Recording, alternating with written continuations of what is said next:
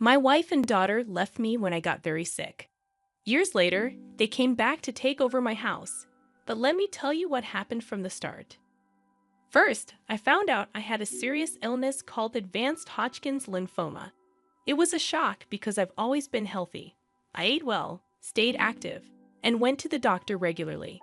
The doctor said they didn't know exactly why I got sick, but there was a small chance I could survive with tough treatment. When I told my wife, Daisy, and our daughter, Luna, they were really upset.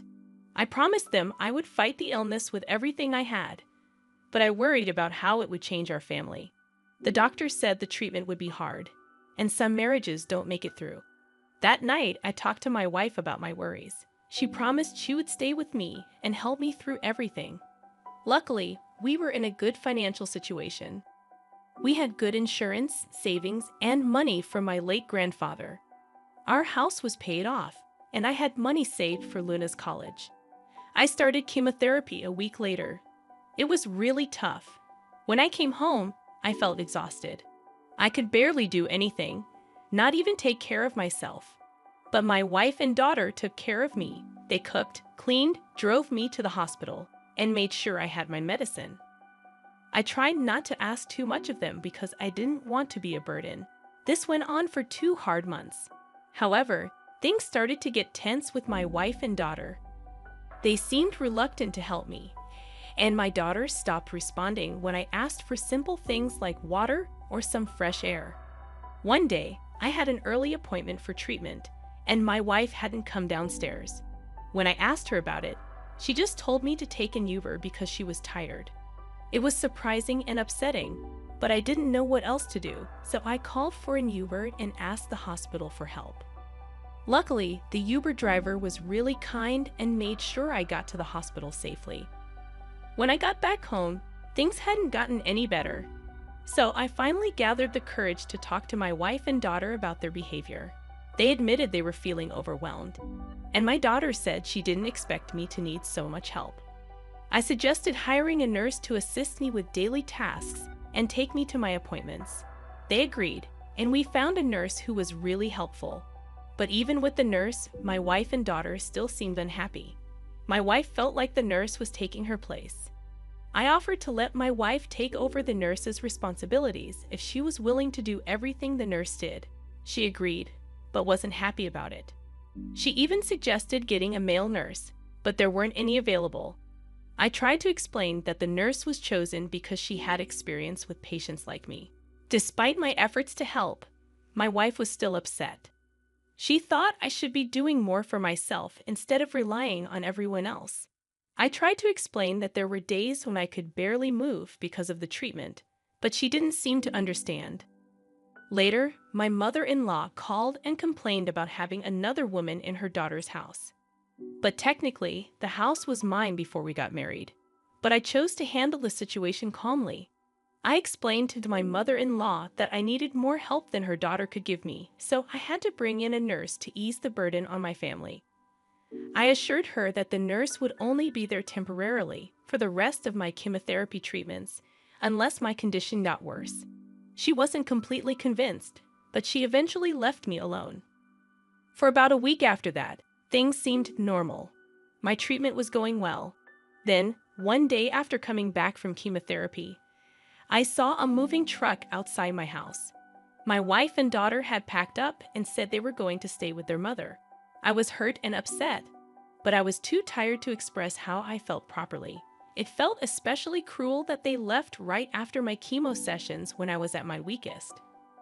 I asked my daughter if this was what she really wanted. She said she'd rather live with her mother because it was too hard to live with me. It was heartbreaking to watch them leave, tears filling my eyes. It was exactly what I had feared when my chemo started, feeling unwanted and abandoned. In the midst of my sadness, my brother stepped in. He noticed the nurse spending extra time with me and asked if I had any family nearby who could help. My brother lived 3 hours away and had his own kids, but he offered to help. But he generously offered to take time off work to stay with me until I found a more permanent solution. When he arrived, he was angry about what my wife had done, calling her selfish and ungrateful. He pointed out that she never had to work since we got married, and had always made sure she had everything she needed. My brother could only stay for a week, but he had another idea. His wife's sister, Kara, was going through a tough divorce and needed a safe place to stay temporarily. Her soon-to-be ex-husband was the main breadwinner, leaving her with limited money. Kara was also studying nearby on a scholarship. My house was close to her university, making it a good option. I wouldn't be alone, and she would have a safe place away from her difficult situation. I agreed to let Kara stay without paying rent since she'd be helping me out. She could choose any bedroom she wanted. My wife and daughter had taken most of the stuff, leaving just the bed and a few clothes. My brother helped Kara move in, and she promised to be helpful and considerate. I told her she wouldn't need to do too much since my nurse would be coming more often now. In the following weeks, things went smoothly. I missed my wife and daughter, but they didn't even bother to check up on me. Kara was a huge help, taking care of groceries, cleaning, and cooking without complaining. About a month and a half after my wife left, I got the news that I was cancer-free. It was a big moment, celebrated at the hospital by ringing a bell. My nurse asked what I wanted to do next, now that I was cured. I decided to file for divorce, freeing myself from a marriage that hadn't supported me during my illness. With the divorce process started, I focused on recovering from cancer. It was a slow journey, but I started to feel stronger. My hair grew back, my scar healed, and I gained weight. I stuck to a healthy diet mostly but treated myself occasionally to the foods I missed. It's been 6 months since I was declared cancer-free, and I'm ready to move on. My old job is willing to rehire me for remote work, so I'm thinking of taking that and moving away. While I'm attached to my house, it holds too many painful memories. I want a fresh start, and I plan to give the house to Kara. She's been there for me when I needed it most. When I was at my lowest, Kara showed immense kindness, even though we were practically strangers. She's free to sell the house if she wants. I don't want anything to do with it, especially if it means my wife or daughter could claim it. My new place is in a quiet countryside neighborhood, and I'm eagerly looking forward to this new beginning. Update number 1. Hey wife and daughter. It's been over a year since my diagnosis, and I've settled into my new place nicely. I've made friends with my neighbors, including Sophia, who lives across the way. She's a widow who invited me over for drinks and shared her story of losing her husband to cancer. She emphasized the importance of life insurance. I'd opened up about what happened with my wife and daughter, but surprisingly, I still haven't heard from them.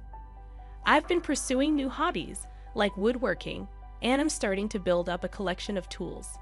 One day, Sophia noticed some people hanging around my house who matched the description of my wife and daughter. It left me wondering why they were looking for me. Sophia assured me she'd handle it if they returned, and I had no desire to interact with them after they abandoned me. Later, I found out they had been harassing Kara and her roommate at my old house. Fortunately, Kara had proof that the house was hers now, and she explained she had bought it for me. I felt bad and apologized to Kara. Hopefully, I can resolve the situation for good if they come back.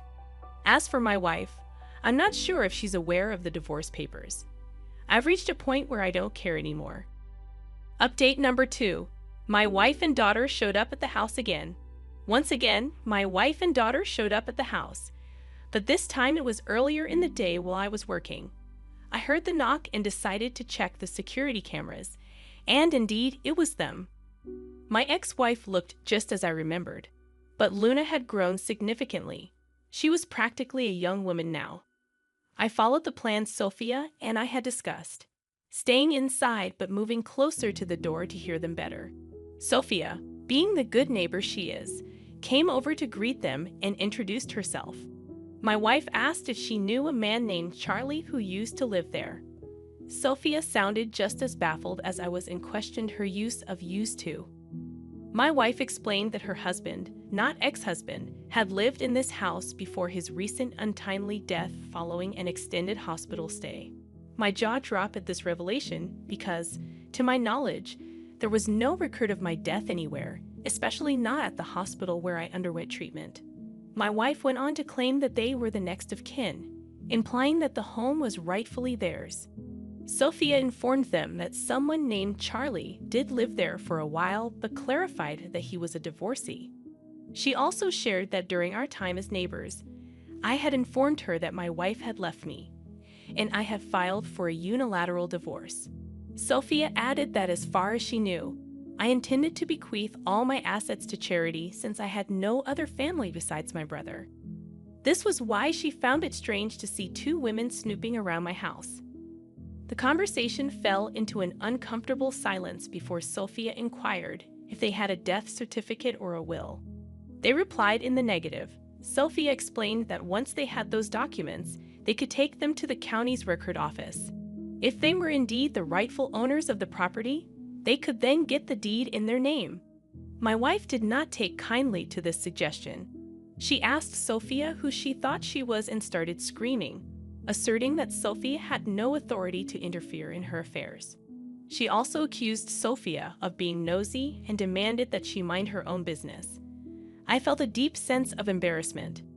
The people in this neighborhood had been nothing but kind to me, and here my ex-wife was making a scene and disturbing their peace. Part of me wanted to go out there and give her a piece of my mind. Despite the chaos, I chose to stick with our plan.